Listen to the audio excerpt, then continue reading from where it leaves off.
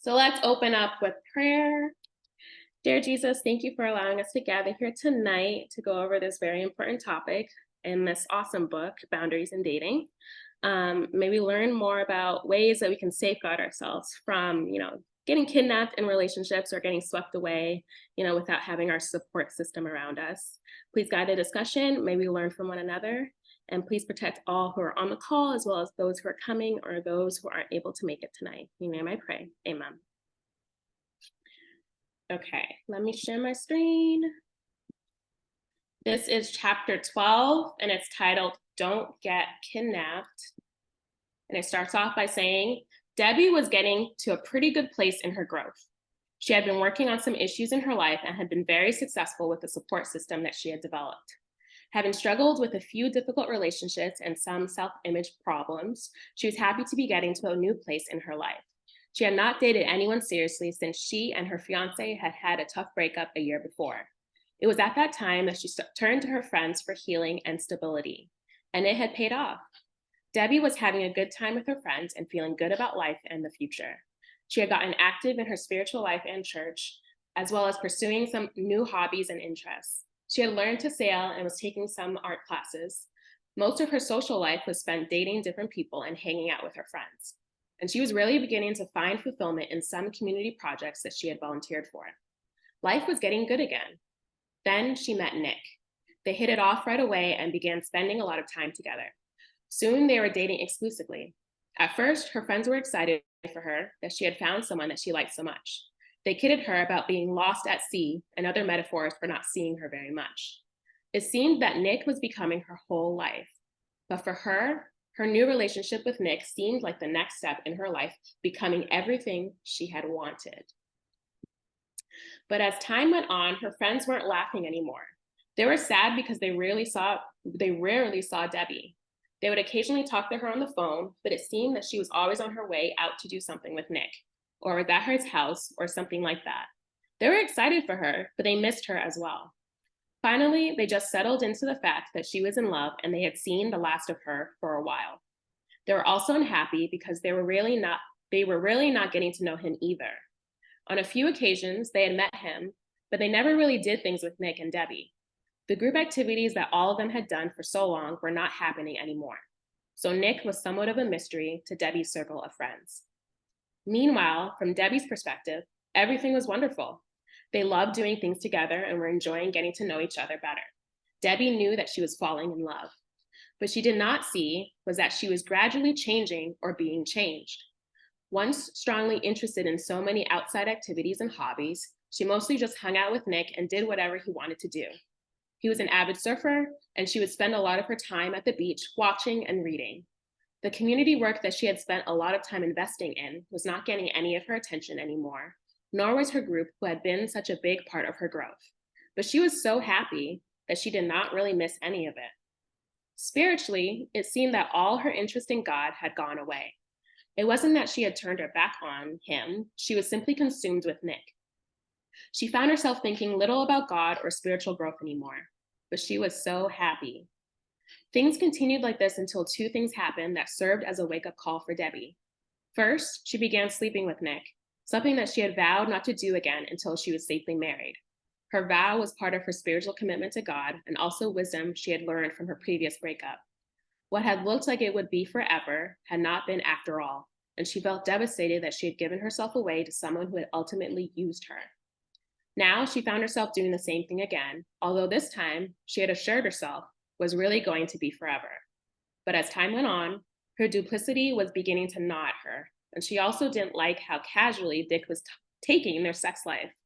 In the beginning, he had seemed so spiritually committed, but as she was finding out, his spirituality did not have very deep roots.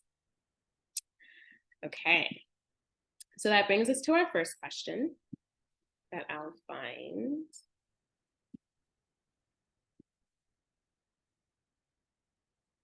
Okay, posting it in the chat. It's kind of long, so I'll read it. Have you had a similar experience as Debbie, where you entered a relationship with certain values and later saw yourself compromising on those values in order to please your partner? What are some ways in which we can remain steadfast and uncompromising on our commitments to God? So it's a two-parter. If you want to answer one of the questions or both of them, feel free. Yeah.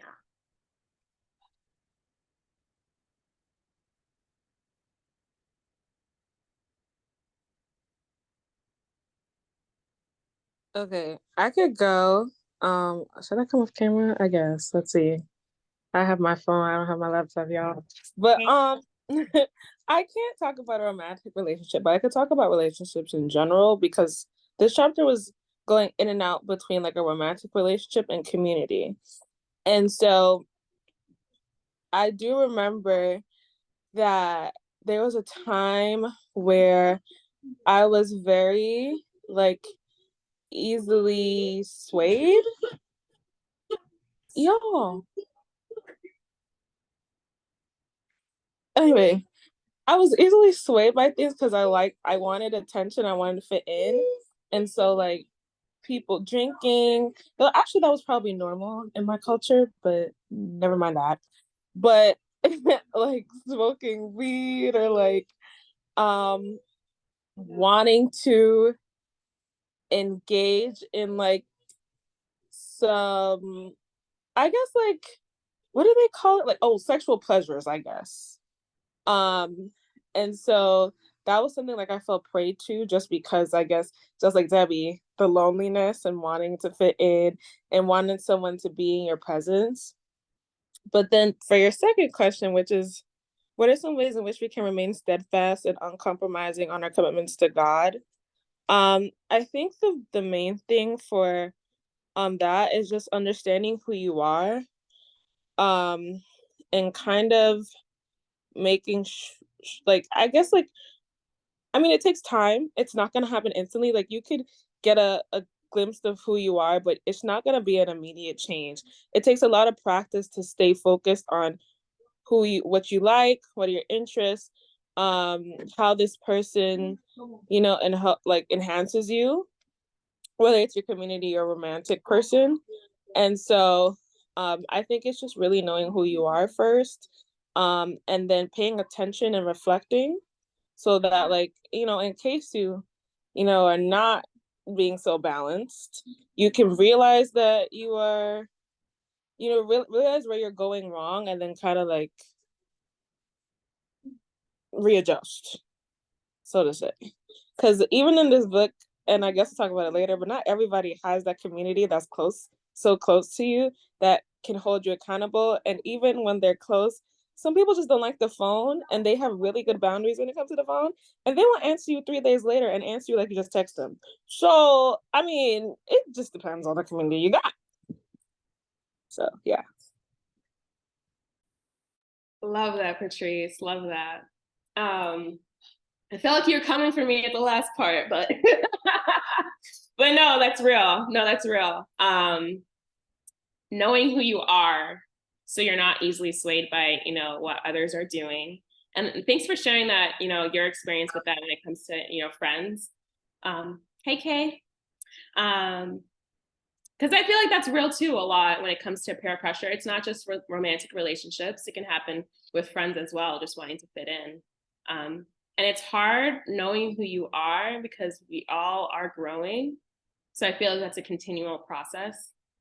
But I think we learn from experience as time goes on. It's like, okay, may have done this, but I don't feel like I was so settled in my heart that this was the right way to go. I think I was more influenced by what others were doing. So maybe next time, I know not to do that again. So I think it's a lot of a learning process, but thank you for sharing your experience. Anyone else? I'll repost it for Katie Ann. Hey, Kay. Has any of you had a similar experience when it comes to, like, as Debbie, where you entered a relationship with certain values and later saw yourself compromising on those values in order to please your partner? What are some ways in which we can remain steadfast and uncompromising on our commitments to God?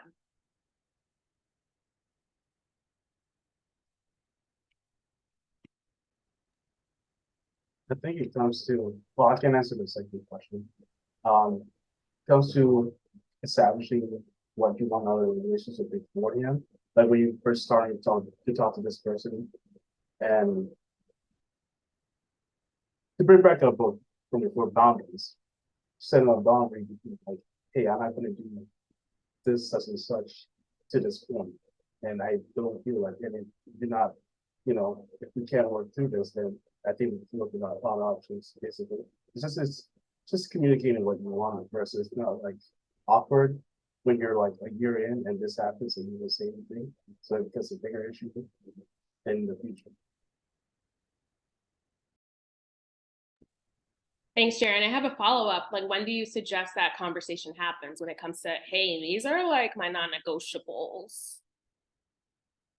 So I feel like that should be around the time we were actually, let's say you pass the talking stage, you're actually like, what are we saying? Hey, this is my girlfriend. And you should have a talk about that eventually around the same amount of time as you establish that you're in a committed relationship. That's fair. That's fair. Thanks for sharing. And yeah, I feel like it is important for people to get on the same page when it comes to what they're okay with and what they're not okay with. And I think liking someone or even loving someone really clouds our judgment. And I feel like it's very easy to push your boundaries or just let go of them completely. It's like, hey, I really like this person, so I'm going to compromise in this area. And then little by little, you're like losing yourself and like, oh, wow, how far have I gone? Like, who am I? So yeah, I think it's very important to have those discussions early on before you have those love goggles on that's clouding your judgment. Janice? Yeah, I also think it's important to be kind to yourself if you do allow those boundaries to be crossed, like not to condemn yourself, because things happen in relationships. There's gray area. And you might not recognize that something is a boundary until it's been crossed. So I think it's really important to have open communication with your partner and to also see how your partner responds when you do have those conversations, because if they're not open to what you're saying or they don't seem to care about your feelings, and that's a very big red flag and it's time to go. No, I love everything you said, Janice. Because even in my own experience, I didn't realize a lot of things are boundaries until I'm like, oh yeah, I didn't like that. So I love that you said that. And also like keeping in mind your partner's response. Because I think one of the most powerful things is like how someone responds when you tell them no. And it's just like, are they going to respond very like defensively, or are they going to try to see your point of view, try to remedy the situation and just work together, as a partnership? Or are they going to feel like attacked or you're putting them down? So I think that is very important to recognize how are they responding when I'm showing this is a boundary and I'd rather not go there again. So yeah, thanks for that. And Patrice, you got a question? For those who have been in romantic relationships, does love goggles continue to be on even after you shared your non-negotiable? Great question, Patrice. Great question. Would anyone like to respond? Because I feel like me personally, I feel like when I was in relationships, I did have non-negotiables and it was just like completely not going there. And when you said, does love goggles continue to be on even after? I would say for me personally, yes, in the past at least. Not so much that I would allow them to cross those non-negotiables, but it may be in different areas that I hadn't expressed. So if anyone else would like to answer that question, feel free.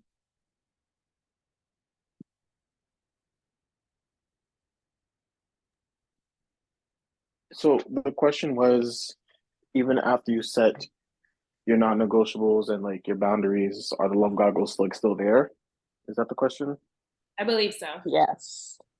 Yeah, so I think for me, they are.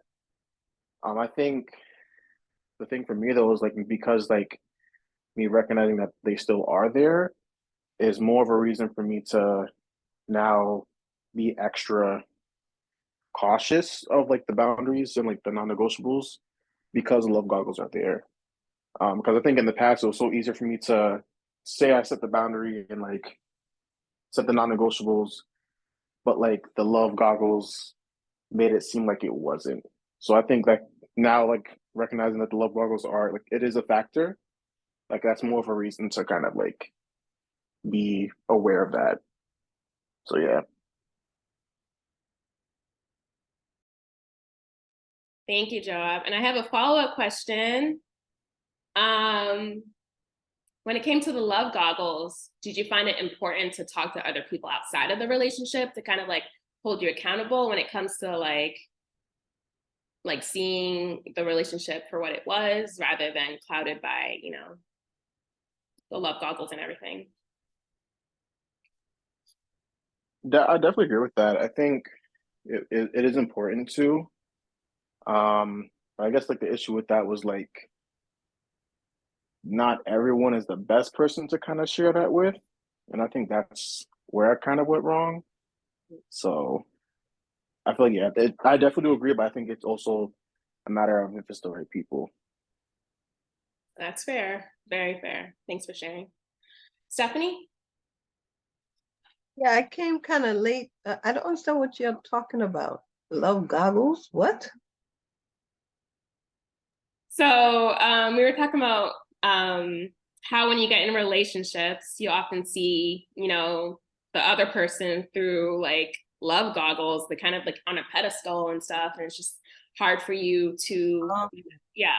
If that makes sense, you know, hard to see things like from a objective perspective rather than subjective with all your feelings involved and everything. So that's what, you know, we meant by that. That's true. That's true. That happens a lot. It really does. It's so caught up in the emotion. Ooh, ooh, ooh. And they could do no wrong. And, you know, you're not really looking at them objectively because your emotions are covering everything. It's not until a couple of months in, then you start to see things that, you know, when the love goggles come off, yeah, get it. No, that's real. And it reminds me of what Devontae had said sometime a while back about how the honeymoon phase lasts about like a year and a half or something, or I don't know. It was a long time. And I was just like, so that's a little concerning. But yeah, I think that's why it's really important to have community, people who are objective, who really know you, and you can like take confidence in their advice, so that they can show you a different perspective when it comes to that. And Jordan answered in the chat, yeah, sure, to Patrice. Sometimes a realization hits you and they fall off, and other times you have to take them off yourself. The love goggles, okay. True, very true. Yeah. Katie Ann. Hi, everyone. So I was super happy that they asked, I think it was Steph that asked, what was the love goggles, right? I think when you have love goggles on, it makes it super easy to keep those boundaries because you would not want to hurt this person, especially in this period. Like, you know, you're really, I think everyone's like on their A game, you know. Everyone's on their A game. You're not gonna drop the ball. With this one, no way. Like, you know. But also it makes it easy because I think those type of conversations happen in more like adult seasoned relationships. I've never heard of any boundary topic when I was a teenager, like first boyfriend, none of that. That did not exist. This is a very new age thing, a very current topic thing.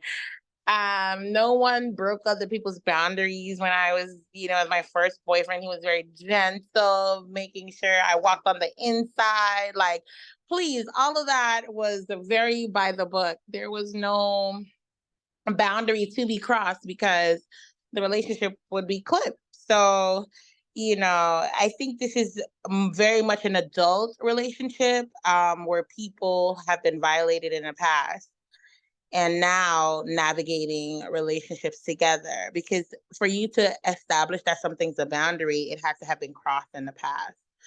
So Yeah, I think it's a very adult thing, and navigating that as an adult can be pretty tough.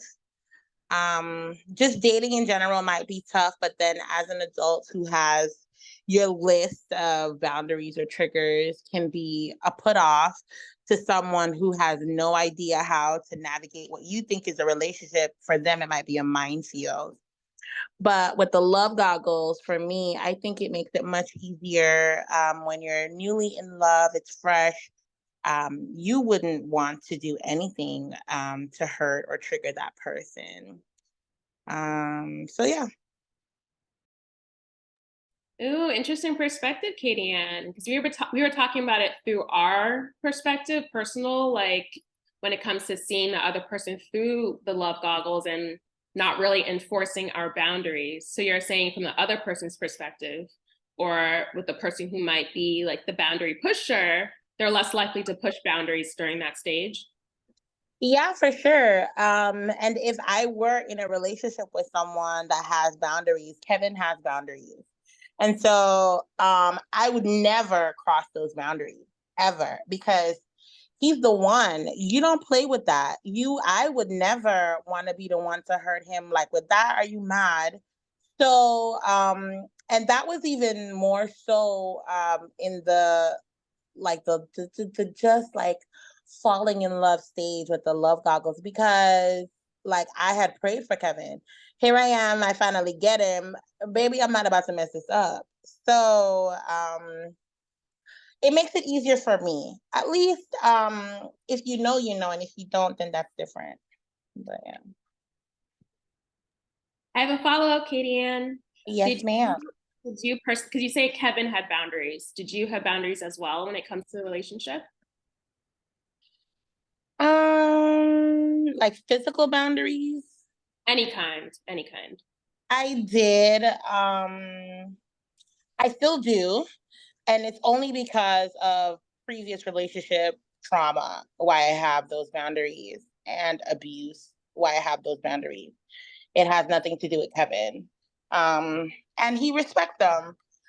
Initially, when we were dating, Kevin did not explain per se like boundaries, but he's the type of guy who would like not like he would totally shut down a particular area. So he's not using the word, this is my boundary. And so you have to kind of like be street smart or be smart in your relationship. Everyone doesn't have, you know, the verbiage to say, this is the boundary that I have. You kind of have to be situationally aware in your relationship. Like if you're approaching this area and they never want to willingly or even by force or when questioned discuss that or talk about it or open up about this area or you touching this part of their body, like you need to be aware and know that that's a boundary and just not do it. Yeah. You have to like take nonverbal cues. With Kevin, I had to take nonverbal cues. So I think that's important to say. Yeah. I can definitely see how taking nonverbal cues is important. I think sometimes it's hard to read too, because people are different. And sometimes one cue might be different from one person. So I guess when it comes to knowing that person, hopefully eventually that you are able to have that open communication to be like, okay, this is how I feel when this happens and stuff like that. So everything's kind of out there on the table. So you can clearly know like where they're coming from. But I think it's great that you do know him that well and are able to see like, okay, this is uncomfortable. I'm not going to push this. Because I know some people out there, and I guess it's not really love, but they will try to push boundaries. So yeah, thanks for sharing that. Welcome. Okay, just catching up with the chat. Whoa. Okay. Catch up with that later. But anyone else on this before we move on to the next section?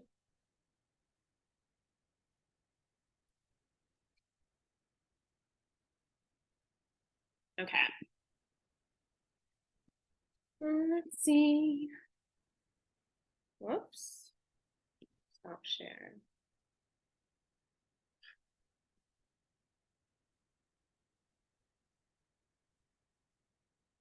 Okay, here we go.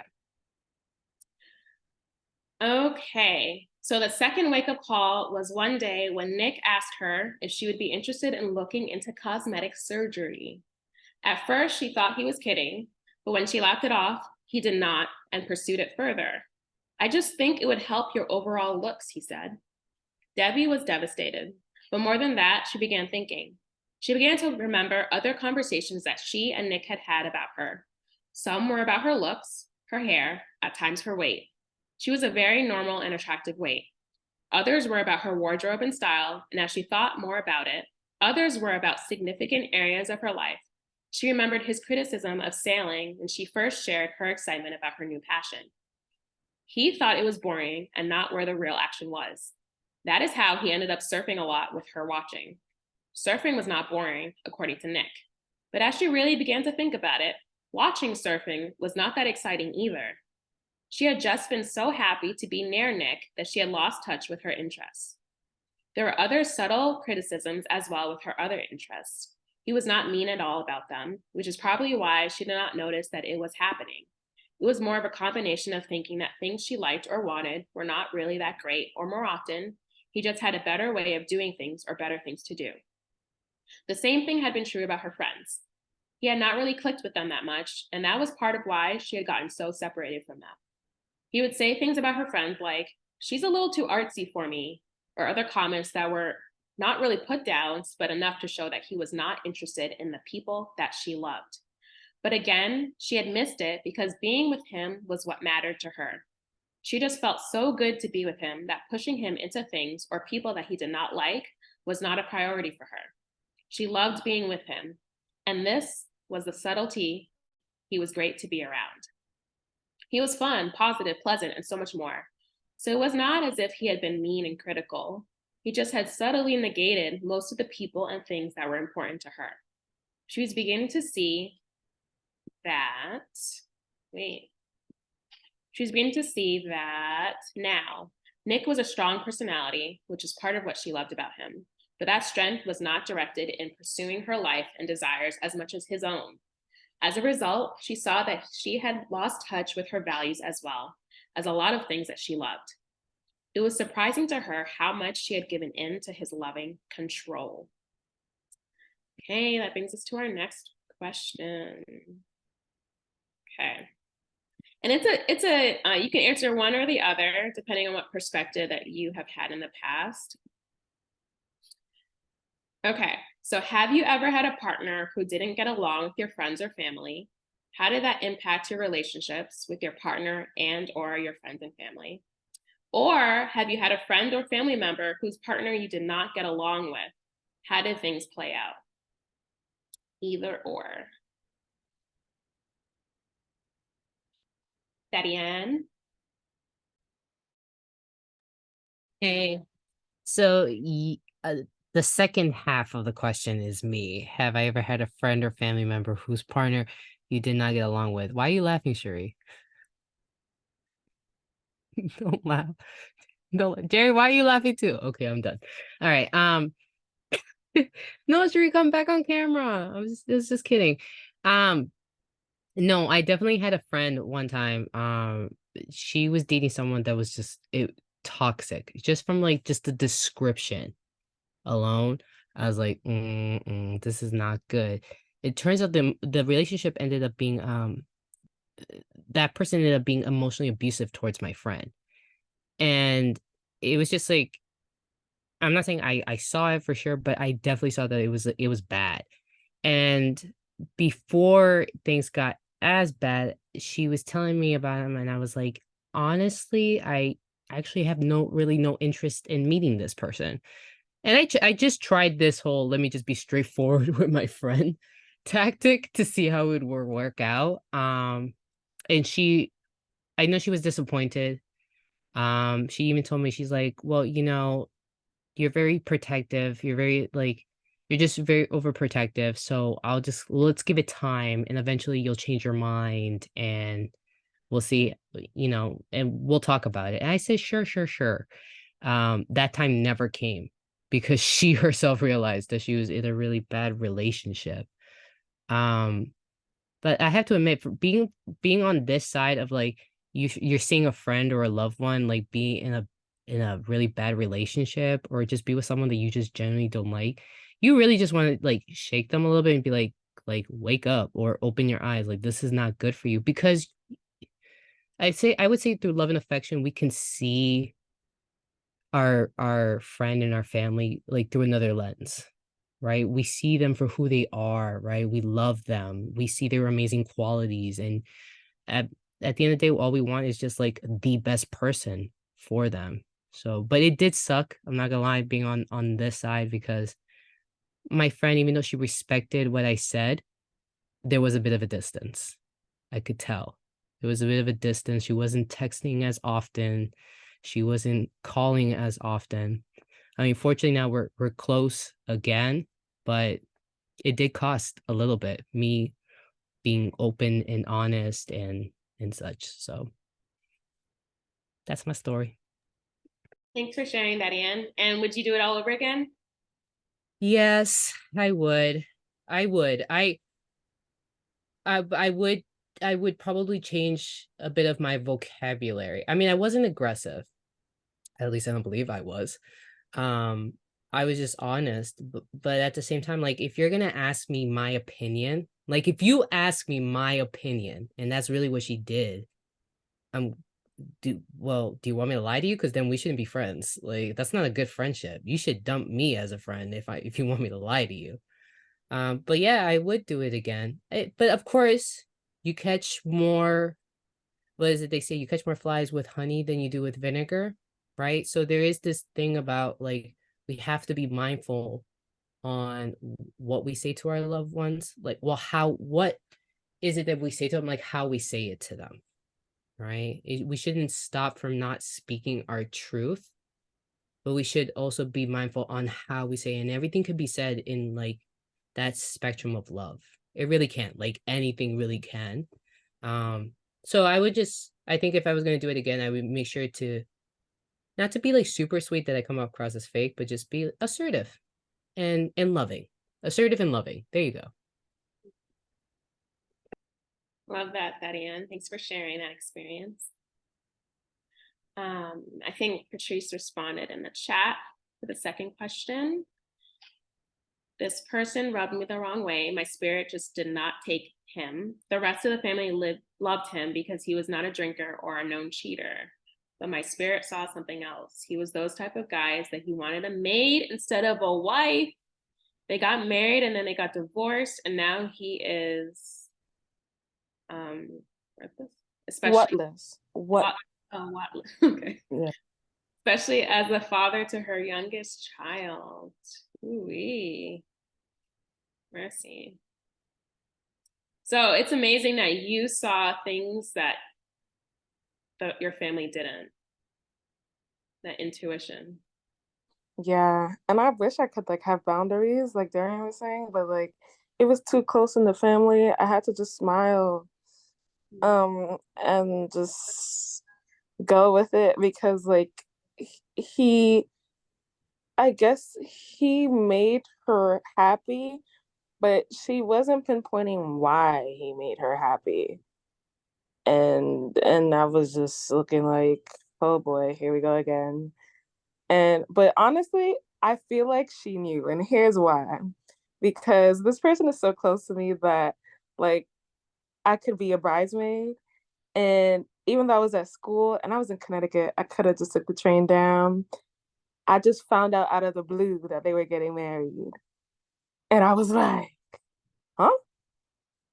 And then they got married and I was not there.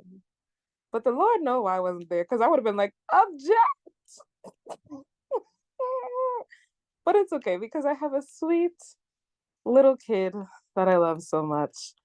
But it is what it is. Yeah, I think she did know. For you not to be there, yeah. Some intuition. Sometimes they know. Sometimes they know if they're not on board, and something's in their spirit as well. They're like, something's not right. I know she's gonna call me out on it, but I want to go this path. So yeah. Anyone else? Have you ever had a partner who didn't get along with your friends or family? Or have you had a friend or family member whose partner you did not get along with? How did those things play out?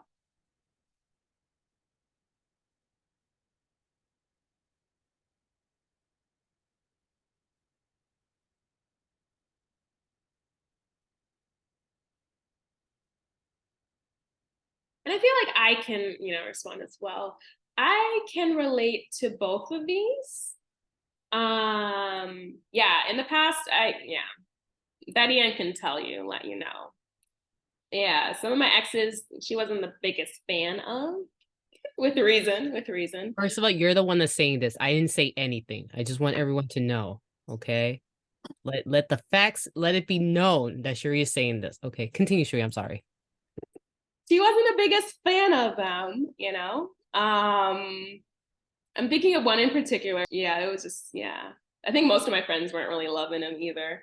But yeah, it wasn't great. I feel like we ended up finding like couple friends that we'd hang out with, but like us all hanging out together, like sometimes there'd be tense moments because like part of one of the things that I kind of liked about him at the time was that he's very outspoken and he's very blunt, and that's something I wasn't at the time.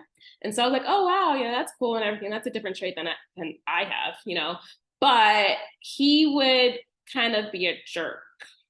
So like in defense of me, he'd be a jerk to my friends. And I'm like, oh well, he's protective, But then after, like outside of the relationship, I was like, wow, he was actually really kind of a jerk. And my friends were able to see that as well. So yeah, it's definitely keeping me more mindful of the future. It's like, hey, are these people able to get along with my friends? And if they're not, like, what's the disconnect there? What's the dissonance? What are they seeing that I'm not really seeing at the time? So yeah, and I've also been on the other side of things where like I've had friends or people I had to consider family where I didn't really agree with the people that they were with, and I would say I would tread lightly in those situations. Like Daddy had mentioned, like if they came to me like asking me like what was my opinion, I'd share it. Just that I have some reservations, but I think I'd be more supportive of like them figuring it out on their own versus me telling them, hey, don't go down this path, unless it was like a very dangerous situation.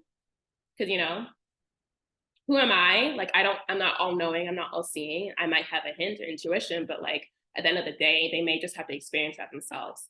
So I think I'd probably give my reservations and just like, but I'm here to support you, So be supportive, but also like be truthful about what my reservations could be. So that's kind of where I'm at. Okay. I'll keep it going. Oh wait, I know Jordan said in the chat, did you want to share your experience about that? You had one who didn't get along with your peoples. Oh, and Katie Ann too, if you guys want to share.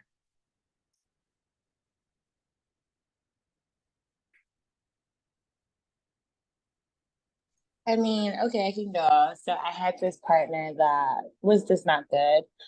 And the family did not like the person before even like meeting the person. They just knew that I was in a relationship with the person. We weren't even in a relationship, bro. We were like talking. Okay. And so that negative reaction was like, I was like, oh yeah, all right, but but the relationship was horrible. And because they knew from like the talking stage that my family wasn't a fan, like I wasn't allowed to talk to my family anymore, like for 4 years. No contact, cut off completely. I never saw anybody in my family. I wasn't allowed to speak like my cultural dialect because they didn't understand it and I might be saying something about them. Like it was real Nazi vibes I'm playing. It was really hard. It was really hard for me. But after I think it was like a random it was like Thanksgiving. My brother, who was the only person that I was able to talk to when I went to work and was able to use the work phone, I used to call my brother and he was like, oh, we having Thanksgiving, you should come. I want to see you. And the fact that he said that, I was like, all right, Katie, like it's like really bad, like you're completely alienated from the family and whatnot. And it was a real struggle for me to go to this Thanksgiving. even though it was, you know, within the continental states. It was in Florida, and I was like, I had to fight to go. That was the first time I really stood up for myself in a relationship. It was like, no, I want to see my family. And you ever have that one thing that gave you the strength and courage to like leave a bad relationship? Thanksgiving did it. It wasn't the food, it wasn't anything, because I don't remember how anything tasted. I just felt awkward because I knew everybody was talking crap about me because, oh, look, she come, like, you know. Because in between that, I missed my mom's wedding. Like, I missed a lot of family stuff that happened, like big, like centennial events, you know. So, like stuff you should never miss. I missed them in this relationship. And just being around my brother gave me the strength. He looked at me like, what are you doing? You know? And for your brother to look at you, like my brother and I are very close. And so it doesn't matter what anybody else had said, but the fact that he looked at me sideways, like, okay, you wrapping this up or not? Like, you know, and then to leave was a whole fight. So yeah, I had that, and it caused a big rift. And I'm the only one that really had all that hurt because I was the one in that type of relationship. The family still did family stuff, you know, they still went on family trips. There were weddings, there were babies, Thanksgivings, you know, they all kept doing this. I was the only one that was not, you know, enjoying my family. And so, yep. And so, you know what? It made me learn how to approach people because what if they were like me? Like, the more you tell them not to do something, the more you push them towards it. Like, you know, like it really taught me a lot on how to approach people with certain things because, and I've learned, like the last time we had this discussion, that even though you may have the best intentions, your approach could ruin the whole thing. Because my family's Jamaican, baby. Nobody was like, oh, we don't think, no, what y'all do with this black hair? What is, you know, like, very forceful. I'll just leave it at that. Very forceful, very demanding. And I didn't respond well to that. And truthfully, a lot of people don't. And so it just made me realize that you can always say something different. It's never what you say, it's how you say it. So, yeah. Thank you, Katie Ann, for being so open and vulnerable with us. I'm so glad that you're out of that situation, one, and that you were able to see from that situation how you'd like people to approach you and doing that for others as well. Because I'm sure people appreciate your approach towards them in a loving and gentle manner, in a truthful manner, but gentle at the same way, to show that you care. So thanks for sharing that experience. I'm hoping that you and your family have gotten closer since that time, since the time that you were alienated from them. And I'm glad that your brother was able to bring you back. So thankful for the bros. Cherie, I know you said that you can relate to both. Oh wait, there's Janice. Janice, you can relate to both experiences. Did you want to share one of them? I shared the second in a previous meeting, so I'll share the first. So I dated a coworker of mine, who one of our mutual coworkers kind of like was on board with us getting together. Anyway, over time, it took me time to realize this, but over time he was alienating me from my coworkers, and my family as well, but that'll come later. So basically, it was hard to tell because my coworkers all liked him, but then after a while, he was starting to talk about them behind their backs and like not wanting to do events with them because, you know, he didn't approve of the way that they would spend their time, I guess. But they didn't know that, so they thought great things about him. So for a while, it was really hard for me to figure out what was reality because they all said great things about him. So if I said anything negative, they wouldn't agree or wouldn't be on board with that. And then with my family, my mom started to notice things and she would approach me about things, but then I just thought she wasn't giving him a fair chance or whatever. So that caused an issue between me and my mom. For a while, we weren't very close. And then the other thing was my brother, my brother is a Marine. He doesn't mince words. Like, if he doesn't like you, he doesn't like you, and he's not going to pretend that he does. So he was very clear about his stance on the whole thing. And so, yeah, for a while, I felt alienated from my coworkers, who were also my friends, because I worked at that place for a long time, and also my own family, because I felt like I couldn't bring him around. He also didn't show any interest in doing any of my family things. So, like, if my family's having an event, he didn't care to go, or he would have family event that same day, and of course, we had to go to that. So it was very difficult to date him, number one, but it was also difficult to feel comfortable, because even at work, I didn't know who my friends really were, because he also then started to tell me that they were talking about me behind my back. So it's a very difficult situation. And it took me way too long to figure everything out and get out of it, especially since we had to work together. And I think part of it was I wasn't sure who was saying what to whom. And I wasn't, I guess in a way, part of it was me trying to save face. I don't know, it was a difficult situation. But the bottom line is it was terrible, and I'm glad I'm out of it. And now that things, years have passed, like a lot of stuff came to light that made me realize, number one, how right my mother was. And number two, that, I should have listened to my brother when he said, say goodbye and don't even look back. Thanks for sharing, Janice. I do have a question. How did that impact how you view your family's opinions when it comes to future relationships after that experience?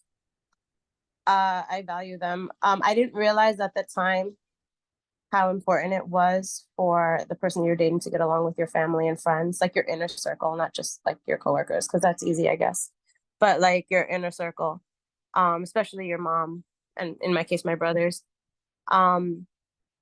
Yeah, at the time, I guess I was more rebellious. So like if you told me not to do something, I would just do it harder.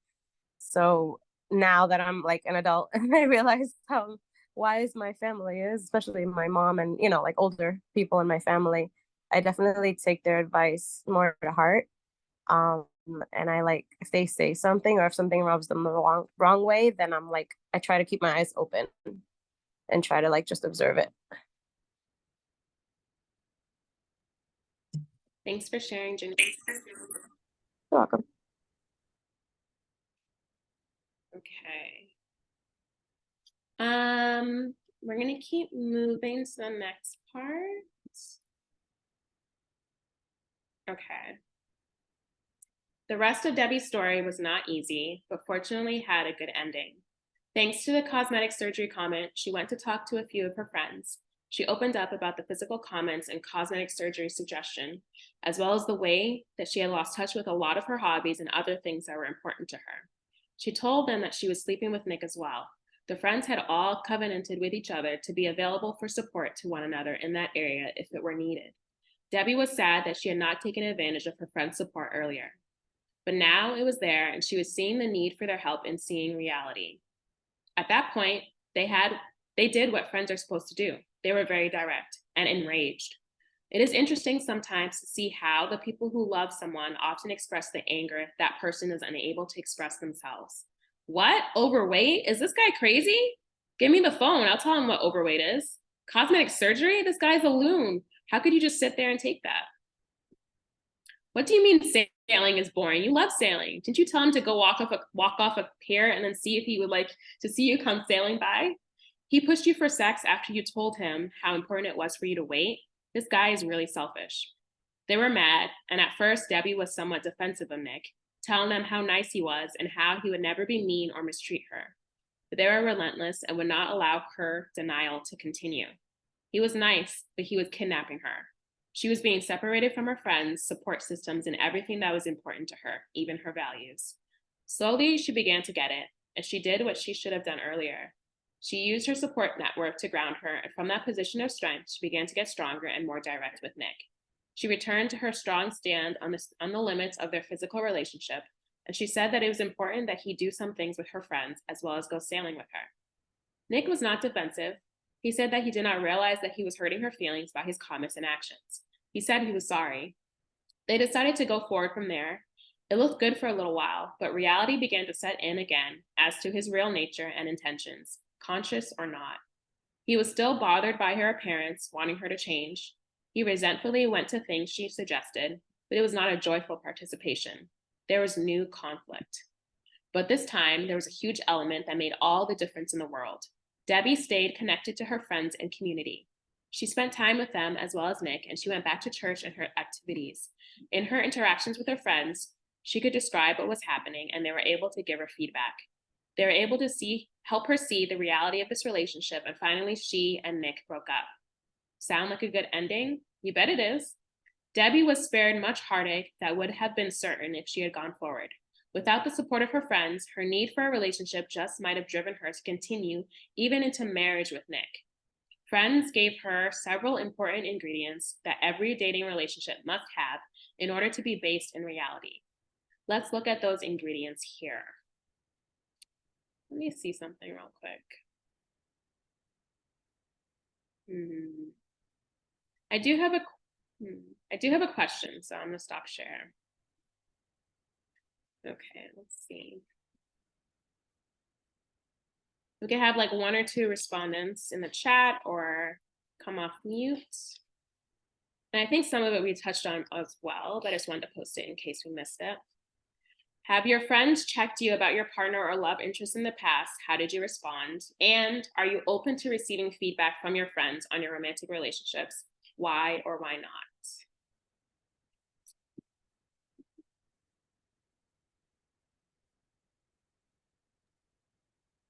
So I think what I like kind of what I said last earlier was like depends on like who like you would talk to about it. I think I'm definitely open to it, but like yeah, it definitely depends on the person I'm speaking to, because I have spoken to friends about it, but like they've been very like I don't want to say maybe judgmental about it, and like not so much about like how does it make me feel like going into this relationship, but I think like that kind of like approach has been like I've been more receptive to that kind of approach where it's like how does it make you feel, like they make me question certain things, not like in like a planting like a doubt of seed kind of thing, but more also just like making me look at it from a different perspective. I think that's what I'm more receptive to, but the like judgmental kind of like feedback that is just it just kind of makes you like feel closed off to like their perspective. So yeah. I love that you mentioned that, Joe, because it reminds me of what Janice had shared probably a few weeks back about her different approaches when it came to her different friends who were in relationships that were concerning. And one of the things she had mentioned was that she would ask them how they felt about it. So it could be like it's empowering for them to like describe, okay, this is how it's making me feel. These are the things I'm kind of seeing. So they could just have an open conversation about it versus just telling them, this is what's wrong, this, and that, like you said, in judgmental like way, and it just kind of causes someone to shut down and close off. It's like, okay, well, you obviously don't think I'm smart enough to, work through these, these concerns, have a conversation. You just want to tell me what to do. So you just kind of feel disempowered. So thanks for sharing that. And Janice? Yeah, so the question was, have people check me on relationships? So my family did, obviously, in the situation I shared. But after that specific relationship that I was describing, after I broke up with him, all of a sudden people were coming out of the woodworks talking about like, oh, thank God you guys are not together anymore and this and that and the other. And I'm like, where were you when I needed somebody to let me know what was going on? So I actually really do welcome it. I know that for a lot of people, they can get defensive and I can understand why, but no, like if you see like red flags, please tell me. Like, because of course I have rose glasses on. I'm in love with the person, or I think this person is great, whatever. Of course, I'm not going to see things that you can see. So I absolutely 100% welcome it. Of course, it's better when it's said in a nice and loving way. Of course, it's going to be more well received, but please don't be quiet. Please tell me. That is so real, Janice. Thanks for sharing that. Because that happens a lot, though. I mean, it happens a lot. Because sometimes, you see these friends, you're like, okay, we don't really love the person you're with. And once they break up, it's like, oh, yay, we're actually really glad. But no, that's good to know. Because I feel like some people aren't ready to hear that feedback. And I feel like some people have a hard time gauging, like, do you want to know my opinion, especially if you haven't asked of it? So it's good to know that you like you are open and willing, and hopefully you did communicate that to them as well. It's like, please let me know in the future. But no, that's real. So thanks for sharing. Okay. Anyone else before we move on?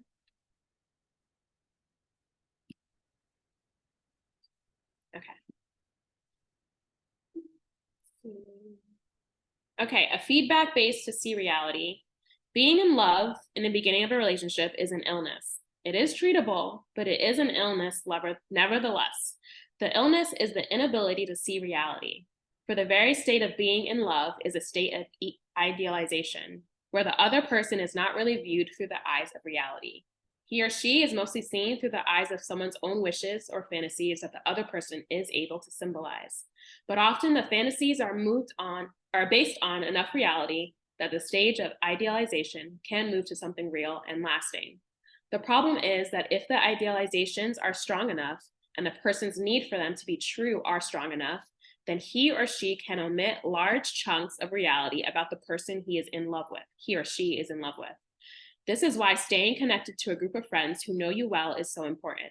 Your friends and often family can see things about your new love that you will not be able to see, and you should trust them. Unless there is something wrong in your relationships with them, or they are particularly dysfunctional, they will not be looking through the eyes of idealization and need, and will see the person more clearly. Have you ever wondered how some people that you know and love were able to pick the difficult or sometimes awful person that they're with? Do you think that the prince just one day turned into a frog? Most times not. The frog was always a frog, even if he was dressed up like a prince in the courtship. But the princess was looking through the eyes of idealization or denial. Borrow your friend's vision. You might need it. Also, they know you, and they know what is important to you. They can see if you're becoming a more well-rounded, complete you with this person, or if you are becoming someone other than yourself. They know who you are and will be able to see if you're growing into more of who God created you to be. These two things were drastically missing in Debbie's relationship with Nick. Because they did not do things with her friends and family, and because she was not staying close to her friends, she could not see the two realities that were occurring: her idealization of a controlling person and her becoming someone other than who she really was. Her friends could have told her that along the way if she had stayed connected to them. Okay. Another question. So, in terms of timelines, okay, I'm just gonna post in the chat. But just thinking in terms of timelines when it comes to dating, like, how soon do you guys bring people around the friends and family? So the question is, Debbie got lost in the sauce because she wasn't bringing her boyfriend around her friends and family, and she wasn't checking in with her friends. How early in the dating relationship would you recommend bringing your partner around your friends and family?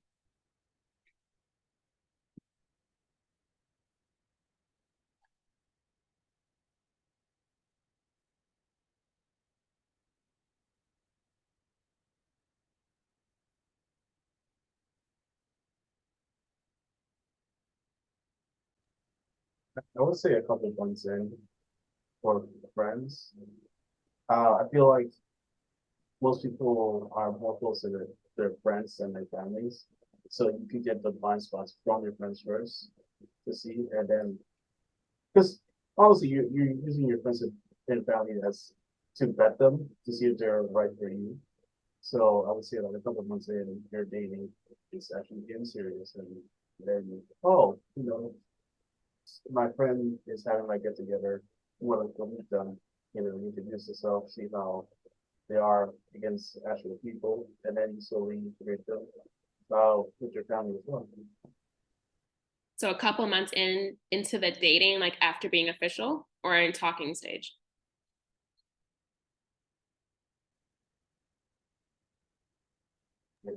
Okay, so I'm sorry, repeat that. I'm sorry, what? So when you said a couple of months in the process, is it like after they've become like official, we're boyfriend and girlfriend, we're dating and all that stuff like that? Or is it when they're still talking to that person and things are getting serious? Say official? Because I would say not just talking, not just someone with a date, but someone that actually serious about. Yeah, I guess it's still friends with someone you're talking to. Because I feel like meeting your mom, your dad, that's like more serious than just like, hey, there's someone I'm interested in. So yeah, after the relationship has been established, then the get close. I feel like what I heard you say was that introducing them to the friends after they've been official. Yeah. Okay. Awesome. Thank you, Jerry. Katie Ann, I feel like if you know they're not it, just don't bother. But what if they don't know? Girl, you know, stop playing.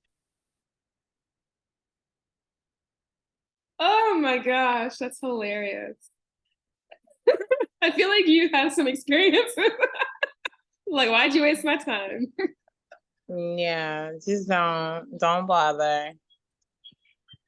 Cause you know, like when I met Kevin, I knew immediately. Like when I say immediately, I mean it. And then with other people, you're like, okay, we're going on a date. Like, don't bother introducing those people. Like, it's not worth it.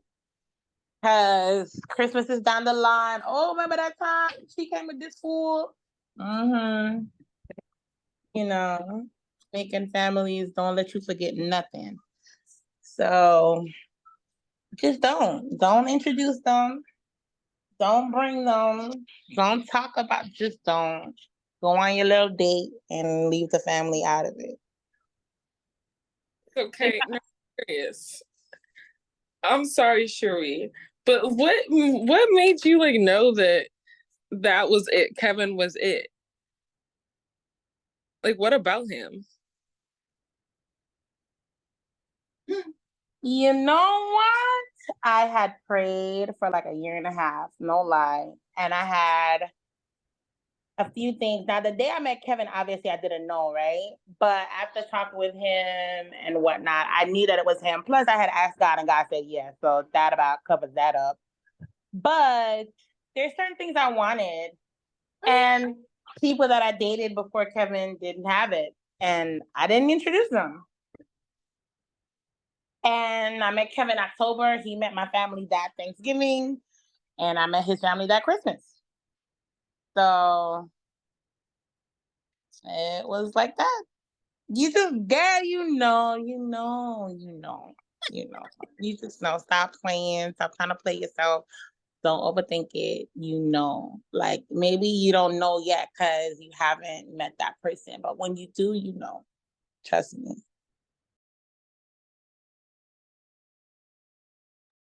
Love that, Kay. Because when you were talking about that, it just reminded me like all the plus ones at weddings. And then years later, it's like we don't even talk. So no, that's real. That's real. Can I tell you for our wedding, if you were not married, you're not gonna plus one, because baby, I'm not about to pay for your little friend, okay? Okay, keep it stepping. If you're not married with a ring with your years together with your marriage, go mind your way. You don't get a plus one. And it was right there. I mean, period. Like, your friend's not allowed to come. What if they've No, been together for like 10 years? I don't care. That was your first red flag. You shouldn't have never been together. You don't need to be together now. And next thing, y'all done start some problems at my wedding because you didn't marry her. No, you're not coming. Who's in favor for Katie Ann just having a relationship podcast? Because oh yeah, the eyes have said it, the hands raised have said it. Katie, go ahead, girl. Start your podcast. I'll Y'all support. are a mess. No, but for real, you low key know, like you do. I'm not about to, baby, I'm not the one. You know, and we had it in a, baby, we had a whole, what you call it, Zillow, whatever that thing was called. Not Zillow, Zola. Oh my gosh. Zola. The Every Kiss Begins with K podcast.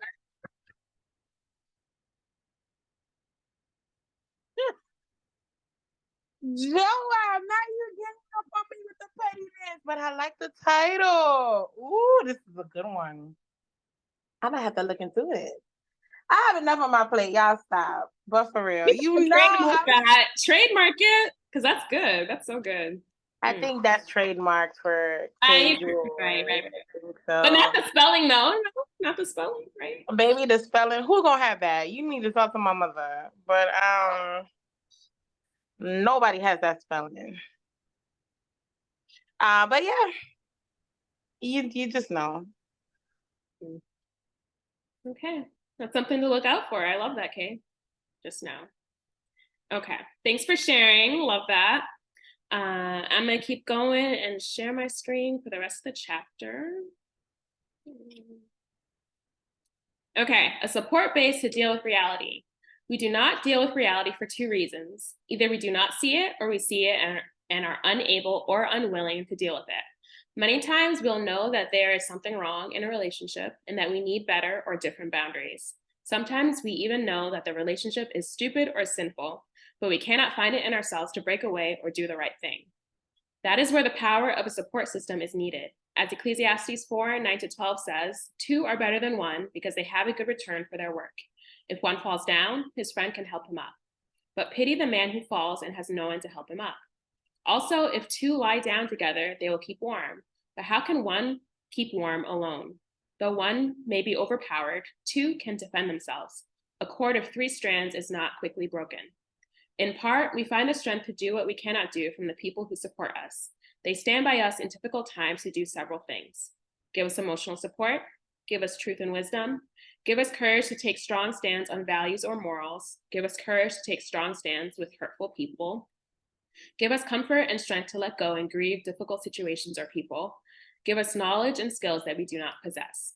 In Debbie's situation, she would have never been able to take the stand that she needed to take with Nick if her friends had not been there to support her.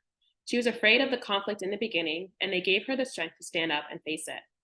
Then, when it got worse, without them, she probably would have caved in to Nick because she loved him or needed him so much. And finally, when she saw that this was a relationship that she did not want to go further in, and she needed to break up, her friends helped her through the grief. So many times, because of loneliness and abandonment feelings, a person will go through a breakup that is needed and then go right back into the relationship to do it all over again. Friends and support systems provide the support you need to go through with a breakup. As Solomon says in Ecclesiastes 3:6, there is a time to search and a time to give up, a time to keep and a time to throw away. Some dating relationships need to end and the time has come, but the person is not strong enough to do what is needed. Friends and community can be a lifesaver in that situation. Connection to all the parts of her. As Debbie was dating Nick, she was losing parts of herself. That is not what happens in a good relationship. A good relationship helps us to become more of who God made us to be, not less. Slowly, Debbie was losing touch with not only her friends, but herself as well. She lost touch with her love of service and volunteer work. She lost touch with her passion for sailing and for art. She lost touch with her feelings for and drive to be close to God. In addition, she was losing other aspects of herself. She generally was becoming a less well-rounded person and more one-dimensional. So this part was really interesting to me. Her deep spirituality had almost dried up completely, as well as her full range of emotional responsiveness. Because she was losing touch with her life, she lost her ability to feel a lot of life's passions and emotions.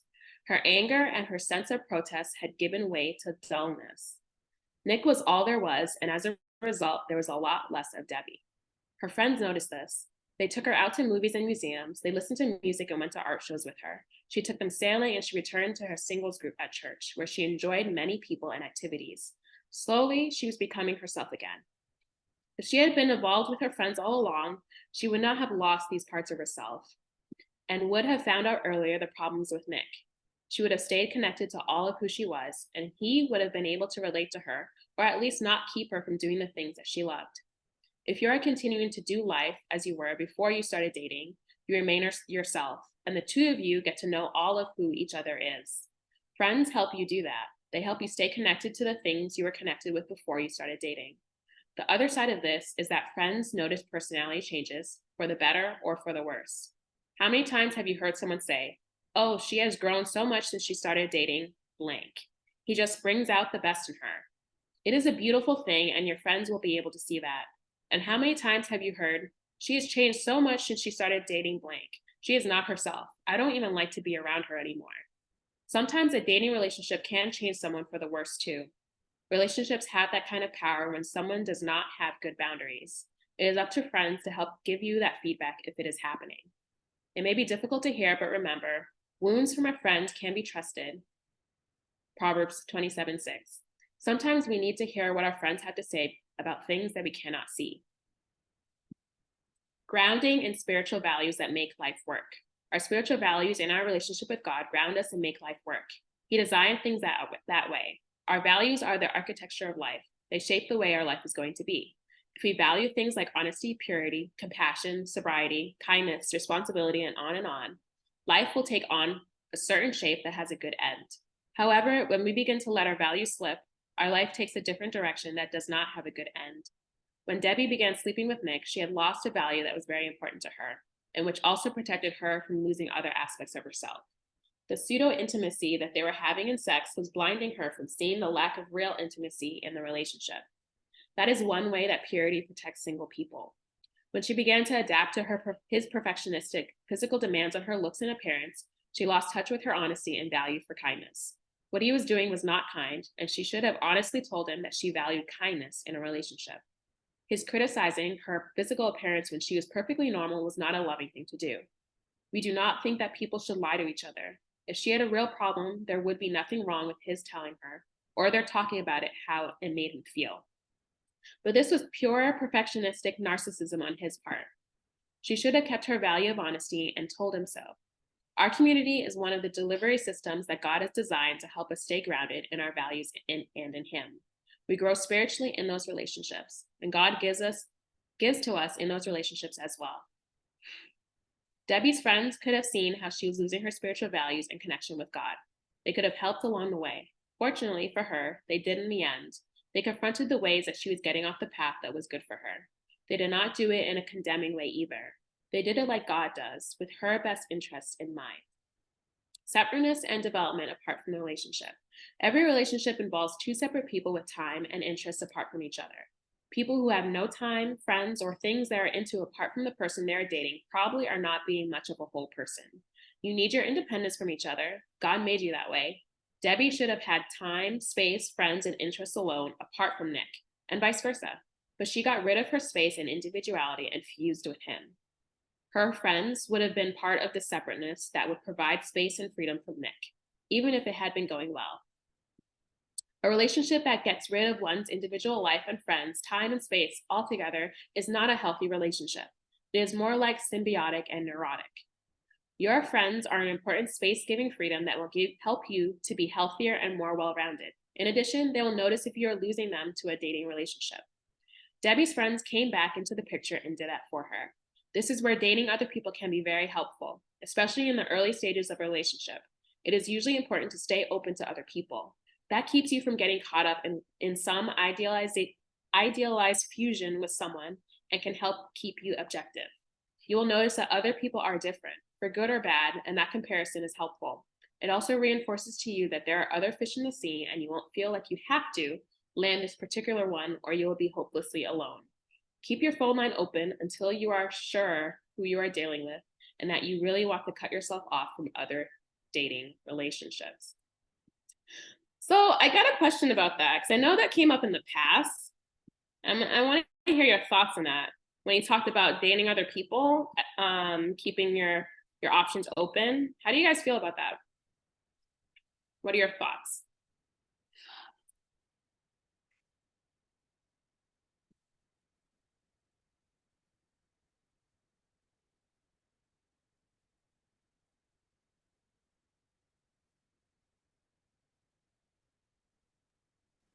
When you said date other people, do you mean you guys are just talking, not official? Or Yeah, I wouldn't say like you have a whole other, like because girlfriend that's on the just side.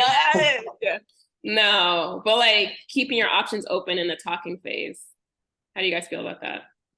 Again, if you communicate with that person that, hey, you're not the only person I'm talking to currently, which, I don't know, no, but still, you would communicate with the person that, hey, I'm also seeing people. You're not the only person. I guess in the circle that I'm seeing. Yeah, as long as there's open communication, it shouldn't be a problem. Thanks, Jerry. Daddy Ann? I heard in a podcast once that it's actually good to date other people because you got to think about it like you're interviewing a whole bunch of people for, yes, the position to for a person to be your spouse in the future, your life partner. Um and like the way they presented it that way, I was like, interviewing, what am I taking resumes and all that? But it's like, yeah. And like, especially if you're dating. Now, if you decide to say, hey, we're dating exclusively, right? Or if it's just gonna stay between us, then of course, then yeah, throw away those resumes because you have decided to date exclusively. But if you're at the beginning stages and it hasn't been talked about, I think it's safe to assume that you can, yeah, date other people and get to know other people. I like that the book did also encourage that in the beginning. Like, it's encouraging us to get to know other people. You'd be surprised who kind of quote unquote checks off your boxes and who also has a personality you're like, oh my gosh, I didn't even think of adding this as a box, but I like this. I like how you present yourself in this way, or I like how you think, and so forth. So yeah, let's get interviewing. I'm done. No, I love that. I love that perspective. And I do agree. I think it's just personally hard for me to do that because I feel like I'm like a serial monogamous. And also, like when I do like someone, like it's rare for me to like someone, and so it's rare for me to like multiple people at the same time. So I feel like it's difficult for me in that aspect. But I do see how it can be a pro, like not putting all your eggs in a basket, like over idealizing that person that you might be liking, and just getting to know people for who they are, not just like romanticizing where it's gonna go, envisioning a whole future with them. So I do agree with that, Ann. So thanks for sharing that. I also want to say though, Cherie, I'm that way too. Even though I'm like, yeah, let's all date around, right? Like I also am like a serial monogamous as well. It's just like, oh, I'm just talking to you. Why would I be talking to another person? If I don't like you, I'll stop talking to you and therefore go on and talk to another person. But I do like kind of being maybe pushed or stretched to think a different way and to think like you could talk to two people at the same time. He wouldn't be considered a hoe or anything like that. Was that too dramatic? I'm so sorry. Not a hoe. I'm done. But thanks, Ann. Janice? Yeah, I agree with that, Ian. Like, I think for females, if you are dating multiple people, then, that's kind of frowned upon. But for me, I am a serial monogamist. I definitely don't, like, once I'm interested in somebody, I don't really see other people. But I think when you're in the friend space, yeah, you should definitely have a bunch of friends. I definitely have a lot of guy friends. Um, I'm not dating them, but I have friends. But it gives me the opportunity to get to know their perspective on things, their thoughts on things, and see what guys have to offer in general. Because then when I zero in on somebody that I like, then I can spend my time and energy on that person. I also like, I'm one of very few females in my family, so I grew up with a lot of guys. So for me, I guess although I could see the danger in just focusing on one person and not like seeing what's around, I also feel like my experience has allowed me to kind of know how guys think. And so, although obviously I shared a time when I wasn't being smart about relationships, my perspective has broadened. And so, like, putting all that information together has helped me to choose who to spend my time with. I love that because I feel like having friends of the opposite sex is so important to get those different perspectives. Because I feel like we can kind of be in our own bubbles, especially if we have the same experience with men and just keeps repeating itself, and just you kind of just start to believe these are how men always are. So getting those perspectives, having those different friendships, like there's actually a range, there's a range of people out there. instead of like, settling for less than, what you want or what you deserve. You say, actually, there's actually some really good men out there, and so I think that really helps, having a balanced perspective of the opposite sex. So thanks for that, Janice.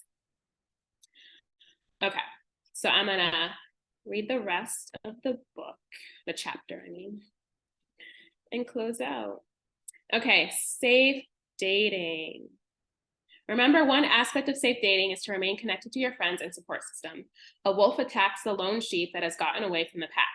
Make sure that you are not vulnerable to what you cannot see, but with the help of other people, would otherwise be able to see very clearly. Stay connected, stay safe, and stay wise. Some get kidnapped by controlling or dependent people, but others get kidnapped by their own wishes just to be close to someone. That hit hard. They give up all the things that were important because of their own lack of boundaries. Still, others do not have enough of a community to get kidnapped away from them. That's what Patrice had mentioned earlier. They are in a vacuum. Don't let any of these happen to you. Work out your dating relationship with the help of the support sandwich. See your friends as the bread and your date as the filling. Spend time and energy with your dating relationships, but then return to your community. This especially becomes important if you have some strong stance to take or in time of conflict or change. Call a friend who knows the situation to give you courage before you go into it. Go do the confrontation as planned, and then call them back for accountability. The sandwich may protect you in the areas where you do not have boundaries. Takeaway tips. Don't even attempt to get serious in a dating relationship until you are connected to a good support system and friends who know you. If you are dating from a vacuum, you are in great danger. Stay involved with your friends and community as an individual, just like you were before you were dating this new person. You are still friends. Include the person you are dating in your circle of friends. If you're not, ask yourself, why not? What is it about the person that does not fit in with your normal circle of friends? Make sure that you do a lot of things together with the group and other couples as well as alone. Be open and honest with your friends about what is going on in the relationship. Be spiritually accountable to your friends and stay involved in the spiritual community that is responsible for your growth. Be open to their feedback, even if it is difficult to hear, but weigh it and test it out with others who know you well. Do not depend totally on any one person's advice or feedback. Use your friends to lean on for support. Stay involved with your individual activities and time apart. Even if you begin to share the things you love, which is good, make sure you have some alone time and outside interests. Keep dating others until you are sure you want to commit to this person. Don't get swept out of the pack too early. Use the support sandwich. Oh, and that's the end of the chapter. Okay, love this chapter. Thanks for the discussion. I'll close out with prayer. Dear Jesus, thank you for an awesome discussion on, ways we can date better or vet people better, Lord. Thank you for the support systems that you have. Thank you for the support system with this community, BTM. Thank you that we can hold each other accountable and learn from one another in our experiences so we don't have to go through, the same challenging experience that each one of us may have faced. I pray that, we take this advice, take the things that we learned tonight in the future when it comes to our relationships. And may we continue to lean on one another. May we have that community. People we can trust their advice, go to them. People who know us, they can call us out when they see concerning things happening in our relationships. And may we have the humility and maturity to be willing to receive that feedback. In your name I pray, amen. Okay, guys, thank you. I held you guys back very long tonight, but I love the discussion. Thank you for all the points you guys brought. I will say, I know Demonte's not here for announcements, but I will say, I believe this week we're meeting Friday night for part 2 of the Great Dechurching. So look out for that. It's probably going to be at 8 p.m. Friday night. And tomorrow's Bible study, we're going over the supplemental Bible study on, I believe, John 19 and 20 with the extra questions that we had that weren't resolved during our Bible study. So Devonte will be leading that out tomorrow night. So join us for that. So yeah, thank you for joining. I hope you guys have a great night.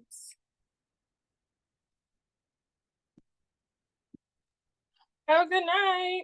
Good night, y'all. Bye. Bye, everyone. Thanks, Cherie. Of course. Thank you. Thank you, Janine. You're welcome. Good night. Good night.